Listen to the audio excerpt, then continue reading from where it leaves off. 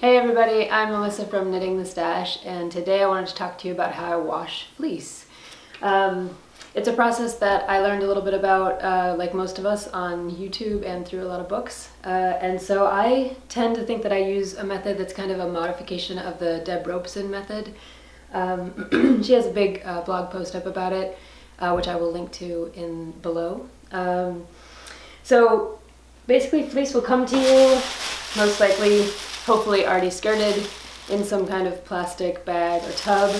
I usually keep my fleece stored in a tub until I'm ready to wash it, and generally speaking you want to wash your fleece as immediately as you can, because the longer it sits in its raw state, the more chance you're going to have that you're going to grow some critters in there, and that's definitely not what you want.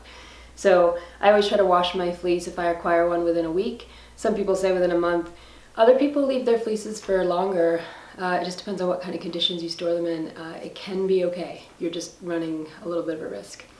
The first thing I do when I pull my fleece out is, as long as it's been skirted, I can work with it inside. If it's not been skirted, I try to work with it outside so that I can pull off all the scrabbly bits, all the bits of poo, all the really gross stuff that happens with farm animals.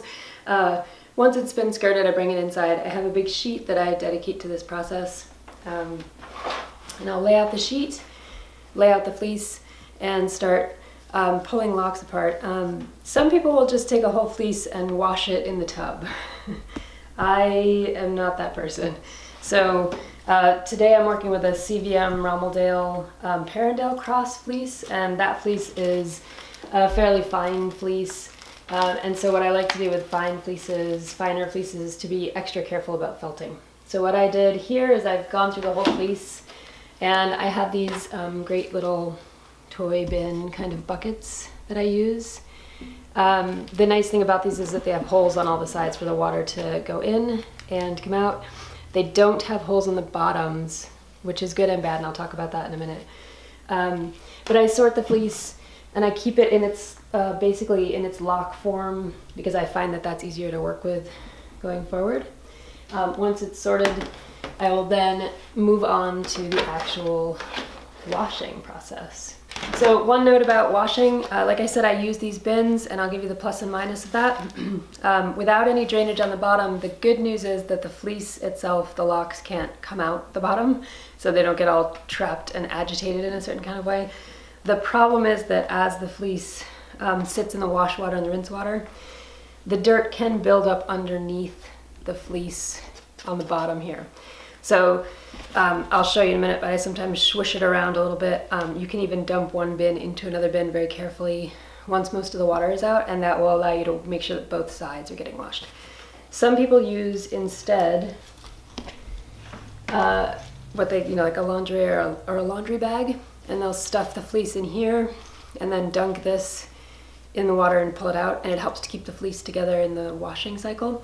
The reason that I don't do that is I don't have a lot of these, and I don't think this preserves the lock structure as well, so I like to keep the locks in this form, and as I'll show you in the end, you actually pull the locks out. Once they dry, they look like locks still.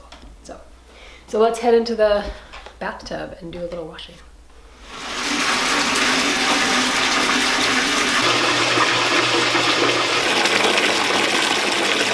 The method I switched to is plastic tub in my tub, and the plastic tub is kind of long, narrow, and not very deep. This is for a few reasons. It's just wide enough to fit 2 of my bins into it so that they can soak, but it's not so huge that it's impossible to dump the water out afterwards. The other reason we switched to the bathtub and to this bin is because if you think about your plumbing system, when you're washing fleece, one of the things you're doing is releasing a lot of lanolin into the water. And you might think about lanolin like you would think about like bacon grease. You don't really want to put it down your pipes, or you don't want to put a lot of it down your pipes. So the nice thing about this method for us is that once I pull the fleece out, the fleece bins out, we can dump this bin, which is fairly manageable, into a couple buckets and throw that water outside. I use Dawn, I use rubber gloves, and hot water. We turn our water heater all the way up when we're doing this. This is just our first wash.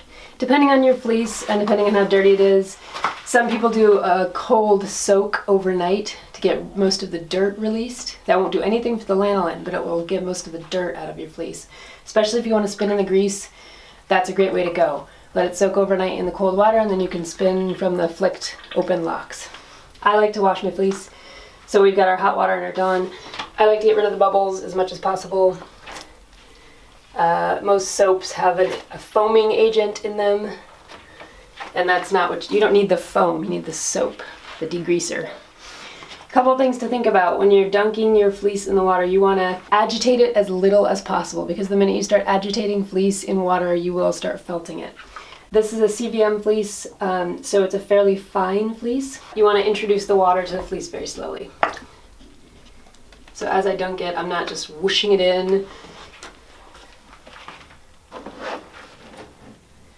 And the thing about wool is that it will absolutely and utterly float, because wool is waterproof because of the lanolin in it. So once you get your fleece in the water, you could just let it sit and soak down. What I do is take my rubber gloves, my gloved hands, and gently push down, not moving them around, just pushing straight down very slowly to get all the fleece under the water. And that will just start helping the fleece kind of get saturated a little bit.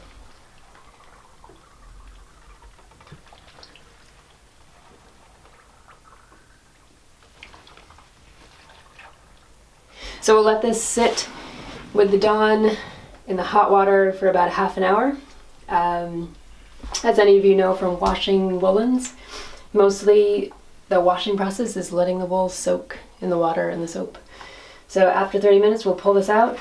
Given the dirt on this fleece, I'm going to do 2 washes and 2 rinses, and then we'll pull it out and dry it. All right, we're back, and the fleece has been sitting in the hot water with Dawn for about 30 minutes.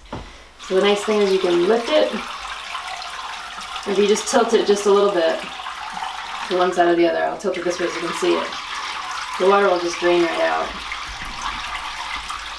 And you can see 2 things here. First, this whole process you're not agitating the fleece at all.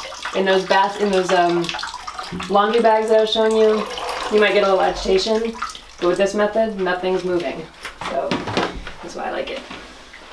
You can also see that the water is pretty dirty. I'm going to wash this fleece at least once more, especially this particular part. You can see the tips are particularly dirty, so in a second I'll show you how to put them back in the wash water and work on those tips. We've got our really dirty water here, and we're going to take this, put it into buckets, and pour it outside, and refill and do our second wash on the fleece.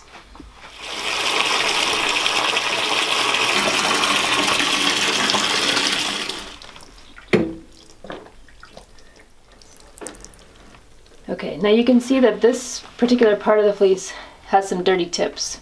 So what I do with this generally is I'll go in with my glove and just very gently try to give it a little space to move out that dirt. I'm not agitating it, I'm not smushing it and squeezing it, I'm just kind of parting the waves of the fleece. And you can already see that it's started to release that dirt. We'll let this set for another 30 minutes, and then we'll move on to the rinse cycles for the wool. So Melissa had to go out on an errand, as yarn and fiber connoisseurs sometimes do.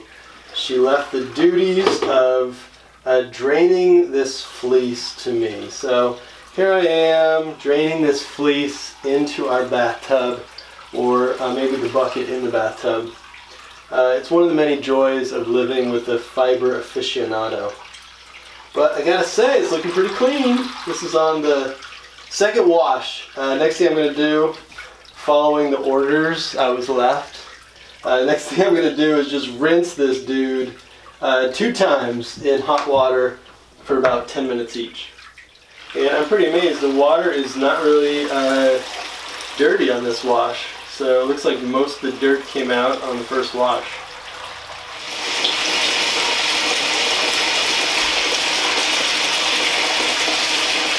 Alright, now I know she's always saying don't agitate the fleecies, but it looks like they need to Damn, these gloves are small. Okay, that doesn't really fit. But I'm going to just try to smush it down the water a little bit. Alright, that's just going to soak for about 10 minutes, and then I'm going to rinse it again. So this is the second drain on the second rinse. The water looks pretty good, pretty clean, not too soapy or anything. And the next thing you're going to do, the next thing you're going to see is Melissa laying this out on her screen so that it dries. I'm not going to mess around with that myself because I don't want to screw it up. Okay, so we're at the last stage here, and this has been washed twice, rinsed twice. It's fairly clean. This is our DIY screen. It's just a roll of screen material, clamps between a table and a window. It's in the sun, it's kind of near air circulation. And all you do is pop out your fiber, and then I like to kind of spread it out just a little bit at first because it's still wet. I don't want to mess with it too much. And as it dries, I'll come over and spread it out more and more. This stuff over here has been drying for about, let's see, 24 or 36 hours. And you can see that it's fluffy and lanolin free and very, very clean. So here's our comparison. This was the dirty fleece in the bin, still all covered in dirt and stuff. And then over here we have, on the right side of the screen, we have the fleece that just came out of the washing process, so it's very compacted and kind of clumped up. We're going to leave it that way until it dries and then start spreading it out a little bit. And over here we have the fleece that's been drying for about 36 hours, and you can see how fluffy, it's like cotton over here. White, beautiful, and so there's how we wash fleece. So we've finished the washing of our fleece, and now the last question is, how do we store it?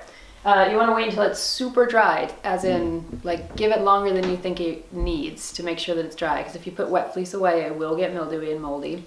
I store my dry fleece in pillowcases, and I will sort it based on whatever it looks like in terms of staple length or crimp. Sometimes I'll separate it out that way. Pillowcases, hang them up in the fiber room, and there you go. So I'm Melissa from Knitting the Stash, and this has been a quick tutorial on how I wash my fleece. Thanks for tuning in.